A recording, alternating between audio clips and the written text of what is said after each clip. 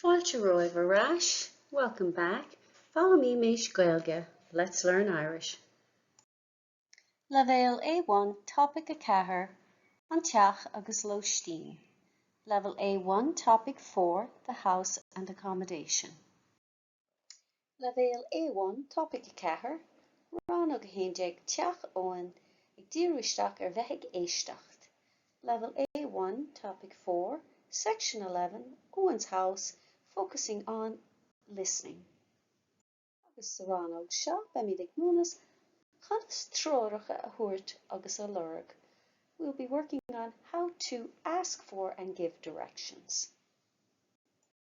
Beag an bilóg teach Eoin uait don gníomhaíocht seo. You'll need the handout Teach Eoin for this activity. Teach Eoin, Eoin's house. Cloistigh tú cathair ag túir tróiricha sa bhíor. You'll hear 4 people giving directions in this segment.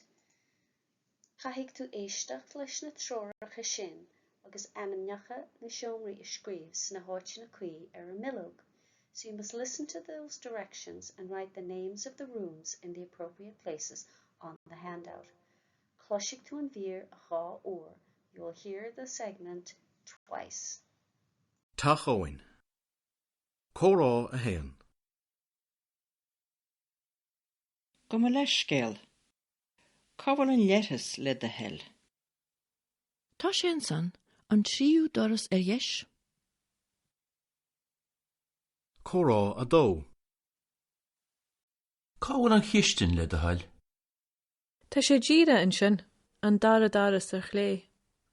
Gur maith agat. Córá a trí. Cabhail seamra an le de hall. Tá sé an san a stór an dara doras dheis. Córá a ceathair. Go mo leis scéal. An bhfuil an leithas suas staire. Níl, tá sé an sin go díreach, an tríú doras ar chlé. Gur maith agat. Teach Eoin. Córá a héan. Go mo leis scéal. Cabhail an leithas le de hell. Tá sé an san an tríú doras dheis. Córá a dó. Cabhail an chiistin le de hell. Tá sé díre an sin an dara daras ar chlé. Gur maith agat. Córá a trí. Cabhail seamra an le de hall. Tá sé an san a stór an dara doras dheis. Córá a ceathair. Go mo leis scéal. An bhfuil an leithas suas staire. Níl, tá sé an sin go díreach, an tríú doras ar chlé. Gur maith agat. Agus mission script. Córá a héan. Conversation 1. Bha mo leis scéal.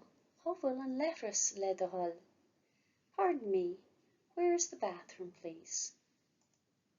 Tá sé an sin an tríú doras dheis. It's there, the 3rd door on the right. Córá a dó. Cabhail an chiistin le de hall. An dtuigeann tú é sin, do you understand that? Where is the kitchen, please? Tá sé díreach an sin an dara doras ar chlé. It's right there, the 2nd door on the left. Gur maith agat. Thank you. 3.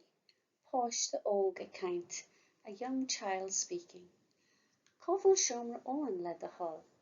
Where is Eoin's room, please? Tá sé an sin a stór an dara doras dheis. It's here, darling, the 2nd door on the right. Córá a ceathair. Gan leis scéal. An bhfuil an leithas hús staire. Pardon me, is the bathroom upstairs? Níl, tá sé an sin go díreach, an tríú doras ar chlé. No, it's right here, the third door on the left. Gurb machagat. Thank you. Agus siad na freagraí. Tá an chéad leithreas, the first bathroom, an tríú doras dheis. An cistinn an dara doras chlé. Seomra Eoin an dara doras dheis. Agus an leithreas eile tá sé an sin go díreach an tríú doras chlé, the third door on the left. Agus in éist arís leis an script, agus an sin bei seans agat a léamh amach úsáid. And now listen to the script one more time, and then you'll have a chance to read it out loud yourself. Tach Eoin. Córá a héan. Go mo leis scéal. Cabhail an leithas le de hell. Tá sé an san an tríú doras dheis. Córá a dó. Cabhail an cistinn le de hall. Tá sé díre an sin an dara daras chlé. Gur maith.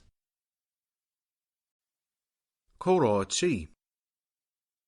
Bhfuil seamra ón le de hall? Tá sé an san a stór an dara doras dheis. Córá a ceathair. Go mo leis scéal. An bhfuil an leithas suas daire. Níl, tá sé an sin go díreach an tríú doras chlé. Gur maithagad.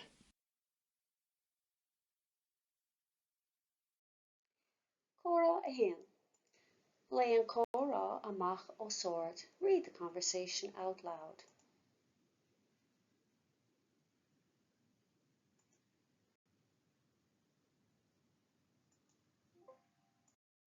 Córá a dó.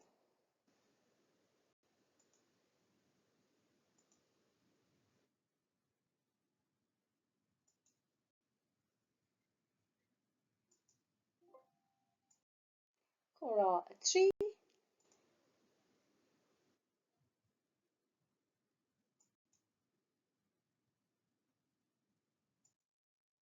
Córá a ceathair.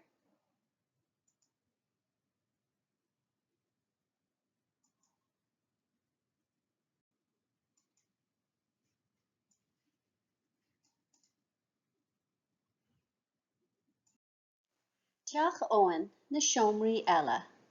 Eoin's house, the other rooms.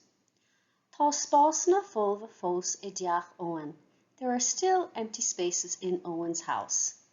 Ní luachtar gach seomra sa chóid fuaimne. Not all rooms are mentioned in the audio file. Chuirsteach an gá seomra eile, seomra sí agus seomra cuddalta. Put in the other two rooms, a living room and a bedroom. Is féidir leat iad a chur in éon cheann na seomraí fómha I dteach Eoin atá os de chóir amach. You can put them in any of the empty rooms in Eoin's house facing you. Amish, come ceistena ag buint úsáid as tróracha chun na seomraí nua a aimsiú. So compose some questions using directions to find these new rooms. Mar hampla, for example, an bhfuil an seomra cuddalta chlé. Is the bedroom on the left? An bhfuil an seomra sí dheis? Is the sitting room on the right? Beggart iad a raggart an sin. You'll have to answer them then. Come cúpla abart eile chun tróracha a chuairt de dhuine chun an seomra sí agus an seomra cuddalta a aimsiú. So create a few more sentences to give someone directions to find the living room and the bedroom. Mar hampla, for example, tá an seomra cuddalta an sin an tríú doras dheis. The bedroom is there, the third door on the right. Agus, tá an seomra sí an sin go díreach an tríú doras chlé. The living room is directly in front of you, the third door on the left. Agus sin Rannóg a héandeag teach Eoin, and that's section 11, Eoin's house. Ag díriúisteach conas tróracha a thuairt agus a lurg.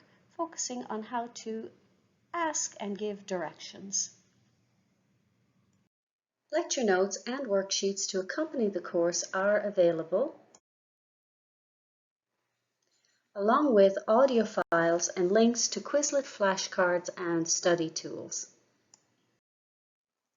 Original files are available to download at Theastas Eorpach na Gaeilge's website, or edited versions can be found at simplyjacinta.com. Direct links will be in the description box below. Míle buíochas de Theastas Eorpach na Gaeilge as cead a thabhairt dom úsáid a bhaint as na háiseanna closamhairc atá le fáil ar a suíomh. So many thanks to Theastas Eorpach na Gaeilge for permission to use the learning resources on their website. Tá súlagam gur bhaint sibh tanabas. I hope you enjoyed this lesson. Like and subscribe if you got some value out of it.